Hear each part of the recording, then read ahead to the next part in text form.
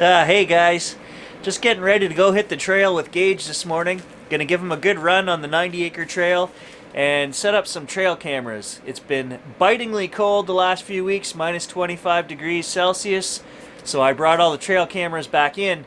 Today it's actually minus 1 degree Celsius, so perfect to get them back out on the trails.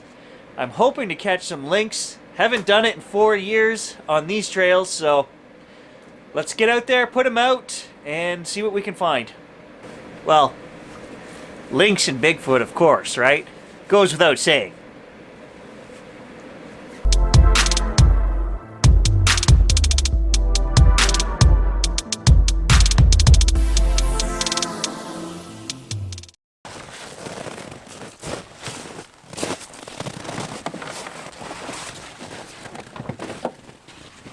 Put gas in the Snowmachine yesterday, and I want to show you guys, this tank is not venting properly. Listen to this.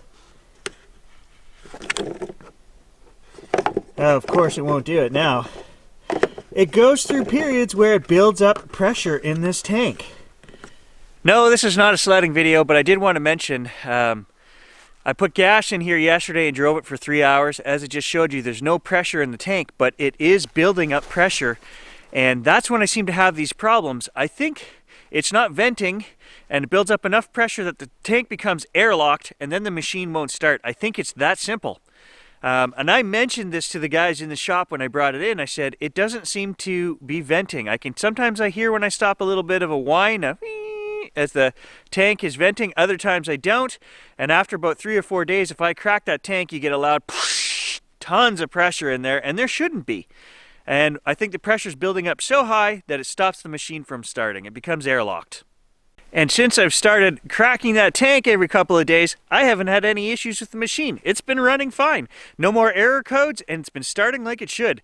So I still haven't heard back from Articat either, which is really, really annoying. It's been over a month. They contacted me 3 times to get more information, and then they haven't done anything with it, which I'm kind of okay with because it's the middle of the season and I'm using the machine. I don't want to bring it to the shop anyway. But hey, the time is coming where I'm going to have to call them and say, what the hell's going on?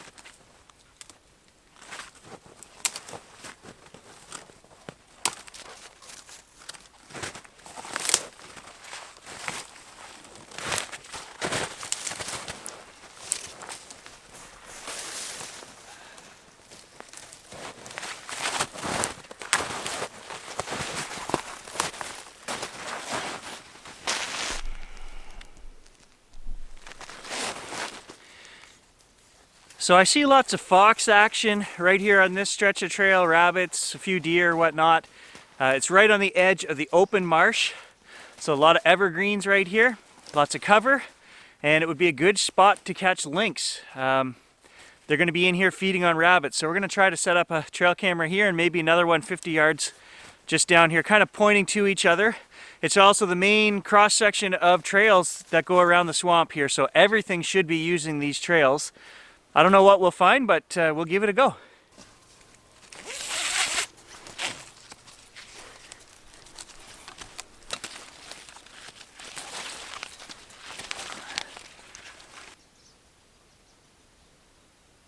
I don't know if you guys can hear all the birds around, but it definitely feels like spring today.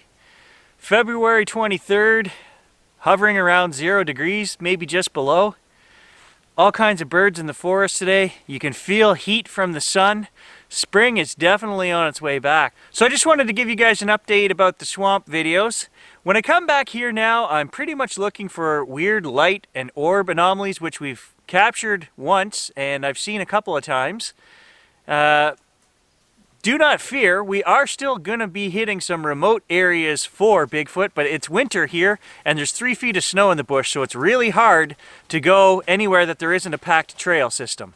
Even if you were to break off and go across the lake, like if I was to try to get up to Brian's camp, this machine here would do it because it's got a 154-inch track, 10-inch wide skis, but it's very difficult and a lot of work. And as soon as you get across that lake, there's no way you'd be breaking trail up through the mountain in the middle of winter. It would take days. It's back-breaking labor, and you just wouldn't be in there surprising anything, that's for sure. So that's why I can't really do much out in the distance, out in the far reaches where I want to go in winter. It's just too hard to get there. The only places that are accessible here are by groomed skidoo trail, really. And there are hundreds of people using those trails a week, so you're not in any remote area. So that's why we've been concentrating on the swamp here. It's my own private little trail, just me and the neighbor use it. And I haven't seen him out here all winter, so as things start to melt and warm up, we will be going out farther. We will be bringing the parabolic dish. I'd like to do some camping out. My neighbor actually said, hey, we should come back here in the swamp and camp out and just have a campfire and, you know, look for lights and things and spend a night. So we may do that as well.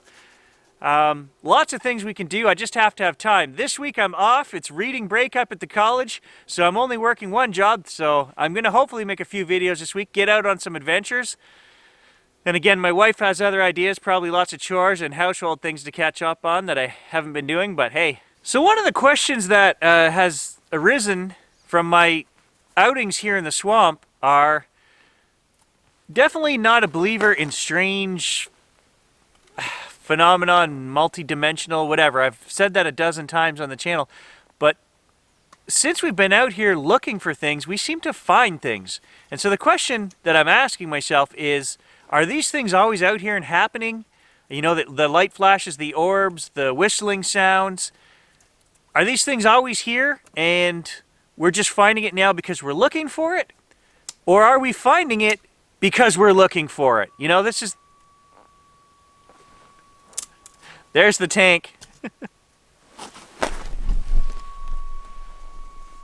Can you hear that? Whistling away like it should be. Are we finding things because we're looking for them? Or are they always there? I don't know. And I am pretty open to this stuff, like I say. Just because I don't believe it doesn't mean that it's not true. Lots of things in science had to be proven right before they were accepted. But if you were a closed-minded person who said that could never be, then we wouldn't further science, right? So I'm open-minded to all this stuff. I'm keeping an open mind in my research. What are we going to find? I have no idea. I think that just getting out here and looking has opened up my mind to possibilities. And really, there is a little bit of belief. The wheels are turning here going, there is more to what goes on than we know. And I think David Paulides and a bunch of these other guys that do these Missing 411 and Lost in the Bush series, there's a few, there's another series, I forget the author, it's a woman. There are strange things out here that happen. People go missing all the time, so under very strange circumstances. So what, you know, the natives had 100 different theories and gods and spirits and legends that described all of these things that, you know, as modern civilization, we would just say, we would dismiss it. That doesn't happen. But now when we look at the culture of Missing 411, we see a lot of this stuff does happen. They talk about transparent entities in the forest. This has come up over and over and over. We talk about just having a bad vibe, a bad feeling. Strange sounds, voices, music in the forest, which I have heard distant drumming on a native reserve, and it was not coming from the direction of the reserve. Who's to say? Maybe there was a small group out there. It was strange. It came in on the wind, disappeared on the wind. It got louder, just me standing there, which is the strange part. So if it was somebody over the hill making music, you would think that would remain a constant distance away from you. This kind of washed over me and then receded away. And it was like tribal drumming and chanting. It was very strange. So I am open to strangeness in the forest. I believe there is strange things, entities, orbs. I know I've seen the orbs with my own eyes. So maybe I'm going to expand the channel. It's not going to be just the Bigfoot series, or the Bigfoot series will be part of what did we capture. It's open-minded, you know. I'm interested in this phenomenon of what, and if I'm going to kind of look at the paranormal side of things, which I guess we have to because there are strange things going on, I want to go up to my camp. It is a place I've never really thought about in terms of paranormal. I've showed you guys the 1959, I believe it was built in, scary little falling down camp that we've had for 30 years, needs to be replaced.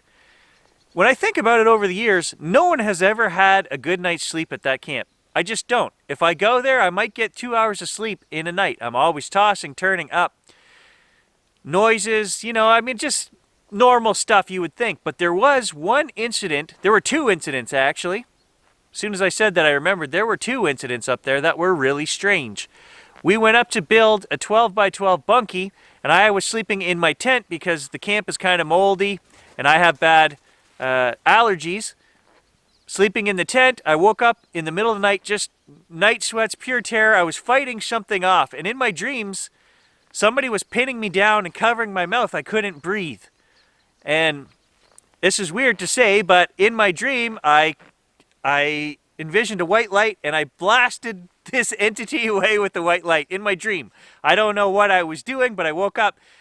And the next morning, I told my brother as we were having coffee, I said, geez, I had the strangest dream last night. And he said, hey, he said, I'm going to tell you right now. He said, 2 nights ago, before you got here, he said, I dreamt of, and he told me the exact same story, being pinned down, not being able to breathe. And he said, I used the light to, I said, that's exactly, in my dream, that's exactly what I did. And it was very strange. It's not something that we've ever talked about. We're not really religious. I don't use the light for anything, but you hear people talking about the light. Is this just something innate inside of us we know to do? But that camp has a strange, eerie vibe about it. The second incident was my brother's dog came up there with us. We always bring the dogs. And the one time, the dog was in the kitchen under the table, and he turned around and started barking and growling, and all the hair, like he freaked right out, and he was looking into the back corner, real dark room, which we don't use. There's some bunks back there, and the dog was just freaked right out. We didn't see or hear anything, and the dog refused to go anywhere near that doorway. We made fun of him, but we kind of chuckled and laughed about it in a uneasy way because it was very strange and spooky. So that is one other place that I'd like to go check out, and who knows? My brother said maybe we should start doing some EVP stuff. He's got a recorder, I've got a recorder. I don't really want to get into that, I don't think, but I'm curious. So maybe I do want to get into that. I don't know. I tell myself I don't want to know that, but really I think I do want to know what is the strangeness that goes on in the bush at these old locations. And that is definitely a camp that went many years where it was abandoned before my dad bought it. So it could probably tell a lot of stories. I'd like to do some more urban exploration on the channel. We do tons of metal detecting stuff where we go find 100, 200, 300-year-old sites. So if you guys are into that, watch the metal detecting videos. But I'd like to do more of that, maybe just in exploration type of videos and things. So let me know what you guys think about that as well. Bigfoot is one of those things that I would like to resolve, but I don't know that we ever will. I can only do what I'm already doing, which is put out trail cameras, keep getting out and doing investigations, doing night investigations, doing sound recordings, getting out to these remote locations, and just being out in the field. That's all I can do, but I don't know that I can ever truly resolve that question. Will I ever catch something on camera? I don't know. The last thing I might start investigating, or just doing a few more setups with cameras and night vision and still cameras, is night sky photography and UFO watching. Looking for strange lights in the sky itself. We all have seen strange things that we can't explain, and worst case scenario, I would probably just get some beautiful photography out of it, even if we don't capture anything. So I'd like to start doing that as well. I'm going to get a group of guys together and just get out and do some camping and do some night investigations and stuff, so cover a lot more ground. I can't do it all by myself. I don't want to do it by myself, and it's dangerous. Anything can happen to somebody alone in the woods up here, and I just need to find somebody who I can get out and do these investigations with. Somebody who has the same mindset as me. That's the problem, right? I don't want to have somebody who every snap in the woods they're screaming in terror, because that's no good either. I need somebody who wants to answer questions.